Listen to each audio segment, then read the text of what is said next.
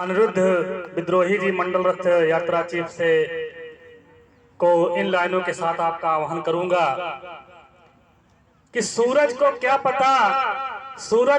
पता कि चांद क्या होता है, और जमी को क्या पता कि आसमान क्या होता है। और जो जिंदगी भर भगवान के नाम पर भीख मांग करके खाए, उसको क्या पता कि भारतीय संविधान क्या होता है। भारतीय संविधान क्या होता है। सम्मानीय मुख्य अतिथि अनिरुद्ध विद्रोही जी मंडल रथ यात्रा चीफ से हम निवेदन करेंगे कि आप आए और इस संविधान दिवस के अवसर पर अपनी बीच उपस्थित लोगों के बीच अपनी बात को रखने का काम करें। जय भीम। सम्मानित मंच और जाजम पर उपस्थित हमारी माताएं बहनें, सम्मानित सरदारी, आज संविधान दिवस के उपलक्ष्य में जो कार्यक्रम आयोजित किया गया है, आयोजक मंडल को मैं धन्यवाद देता हूं और बाबा साहब को नमन करते हुए अपने बहुजन समाज में जन्मे समस्त संत गुरुओं महापुरुषों को नमन करते हुए मैं अपनी बात को आगे बढ़ाता हूं। उससे पहले मैं दो लाइनें कहना चाहता हूं।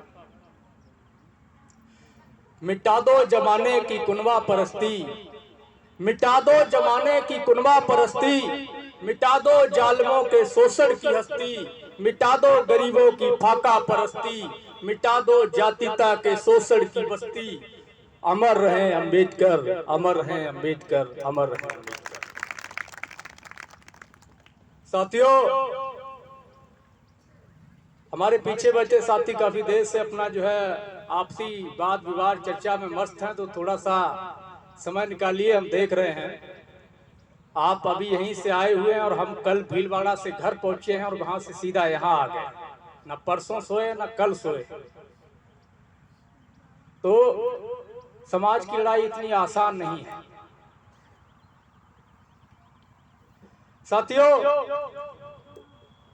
आज पूरे देश में बहुजन समाज को जो टारगेट करने का काम चल रहा है, जो शोषण का काम चल रहा है, देश में ब्राह्मणवाद, पूंजीवाद और सामंतवाद के गठजोड़ की जो फांसीवादी ताकतें हैं, वो लगातार इस प्रयास में है कि भारतीय संविधान को खत्म कर दिया जाए। हमारे बाबा साहब डॉक्टर भीमराव अम्बेडकर ने जो हमें सुरक्षा कवच दिया है, उस सुरक्षा कवच को ध्वस्त कर दिया जाए ताकि हमारा शोषण करना उनके लिए आसान हो जाए, हमारी जमीनें छीनना उनके लिए आसान हो जाए, हमारे अधिकार खत्म करना उनके लिए आसान हो जाए। तो ये लड़ाई काफी बड़ी लड़ाई है और मैं इसको एक परंपरा के रूप में देखता हूं, जो तथागत गौतम बुद्ध से चल के फुले, पेरियार, बिरसा मुंडा, कर्पूरी ठाकुर, जगदेव प्रसाद कुशवाहा, मानव साहब, काशीराम, लालू प्रसाद यादव, मुलायम सिंह यादव, शरद यादव, तमाम महापुरुषों से होते हुए हमारे पास तक आई है। और आज इस परंपरा को आगे बढ़ाने की जिम्मेदारी हम नौजवानों के कंधे पर है। मैं उम्मीद करता हूं कि यहां बैठे हमारे नौजवान साथी इस परंपरा को समझेंगे और इसे आगे बढ़ाने का प्रयास करेंगे। बाबा साहब अम्बेडकर ने कहा था कि हे मेरे साथियों, मैं बहुत संघर्ष के बदौलत इस कारवां को यहां तक लाया हूं। इसको अगर आगे नहीं ले जा सकते हो तो यही थामे रहना। लंबे समय से वही थामे रखा हुआ है हमारे महापुरुषों ने, पर अब हमारी जिम्मेदारी है कि अब हम थोड़ा सा ताकत लगाएं, थोड़ी हिम्मत दिखाएं, इस बाबा साहब के कारवां को आगे लेके जाएं। और इस कारवां को आगे ले जाने के लिए बहुत संघर्ष करना पड़ेगा, बहुत कुर्बानियां देनी पड़ेंगी, बहुत त्याग देना पड़ेगा। हम लोग अपने स्तर से लगातार प्रयास कर ही रहे हैं सभी लोग, लेकिन कमी कहां पर रह जा रही है? कमी रह जा रही है कि जब सामाजिक कार्यक्रम होता है तो हम जो है पैरों की जूती पहन करके समाज की जाजम पे आ जाते हैं। पैरों की जूती समझ रहे हैं? राजनीति, राजनीति हमारे पैरों की जूती है। और सामाजिक संघर्ष हमारे सर का ताज है। तो सामाजिक जाजम में पैरों की जूती खोल के आना चाहिए, और जब तक हम सामाजिक जाजम पर पैरों की जूती खोल कर नहीं आएंगे, हम साजा नहीं बैठ पाएंगे, एक साथ नहीं बैठ पाएंगे। इसलिए ये जरूरी है कि सबसे पहले हम एक साथ बैठना सीखें, और एक साथ बैठने के लिए कौन किस दल से है, कौन किस संगठन से है, इन चीजों को दूर करना होगा। तमाम सारी बातें हुई, किसी ने किसी पे आरोप लगाए, किसी ने किसी पे आरोप लगाए। कोई कहता है कि ओबीसी ज्यादा शोषण करता है, कोई कहता है हम ओबीसी को बड़ा भाई मानते हैं, कोई कहता है हम एससी को छोटा भाई मानते हैं। फिर कमी कहां पर रह गई? जब सब एक दूसरे को बड़ा भाई मान रहे हो, छोटा भाई मान रहे हो, तो कमी कहां पर रह गई? इस पे विचार करने की जरूरत है। ओबीसी एक बड़ा समाज है। देश की 65% आबादी, जो बिहार सरकार की जाति जनगणना ने तय कर दिया कि देश में 65% ओबीसी है, और जो कुनबा बड़ा होता है उस कुनबे में शरीफ भी होते हैं, नालायक भी होते हैं, और लायक भी ज्यादा होते हैं संख्या के हिसाब से, और जो परिवार छोटा होता है उसमें बदमाश भी कम ही होते हैं और अच्छे भी कम होते हैं। तो हम उन बदमाशों को साइड में करके जो ठीक लोग हैं, वैचारिक लोग हैं, वो लोग एक साथ बैठना सीखें, तब जाकर के हम अपने मिशन को आगे लेके चल सकते हैं। बाबा साहब ने जो हमें संविधान दिया, उस संविधान का महत्व मैं एक छोटी सी कहानी के माध्यम से सुनाना चाहूंगा। एक राज्य में एक लोहार था, बड़ा अच्छा काम करता था। तो राजा एक दिन गया उसकी प्रशंसा सुन के, तो उसने अपना काम, उससे कुछ अस्त्र बनवाए, तलवारें बनवाई और बहुत सारे काम करवाए। तो बड़ा सुंदर उसने काम किया, राजा बहुत खुश हुआ। राजा ने उस लोहार से खुश होकर के उसको अपना एक चंदन का बाग दे दिया। राजा ने सोचा कि लोहार इतना अच्छा कारीगर है, इतना कुशल कारीगर है, अगर हम इसको चंदन का बाग दे देते हैं तो ये चंदन की लकड़ी बेच करके अपने कारोबार को बढ़ा लेगा। लेकिन लोहार तो लोहार ठहरा। उसने क्या किया? चंदन के बाग को काट काट करके कोयला बना बना के जला करके है कोयले को बेच दिया। चंदन को चंदन से कोयला बना करके मिट्टी के भाव में बेच दिया, या कहें कोयले के भाव में बेच दिया। कुछ दिनों बाद राजा मन में सोचा कि अब जो है लोहार की स्थिति बदल गई होगी, हमें चल के देखना चाहिए। तो जब लोहार को देखने के लिए राजा आया, राजा ने देखा कि जो झोपड़ी उस समय थी वही झोपड़ी इस समय है। तो राजा बड़ा आश्चर्यचकित हुआ। राजा ने पूछा उसके पड़ोसियों से कि हमने इसको जो चंदन का बाग दिया था उसका इसने क्या किया?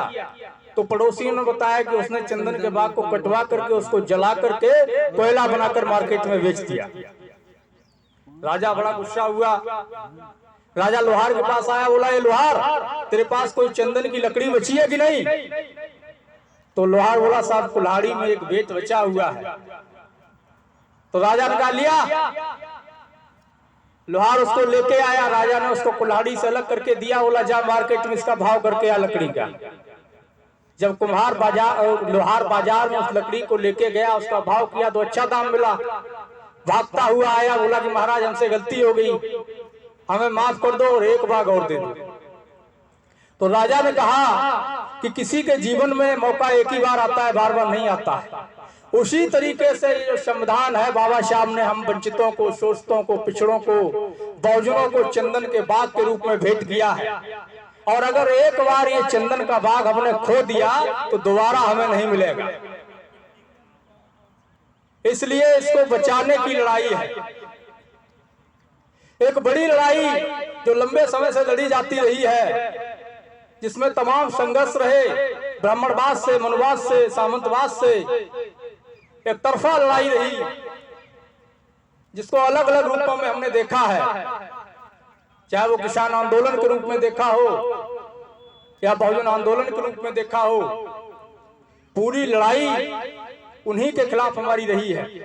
एक समय था जब हमें केवल ब्राह्मणवाद से लड़ना होता था, तो लड़ाई थोड़ी सी आसान थी।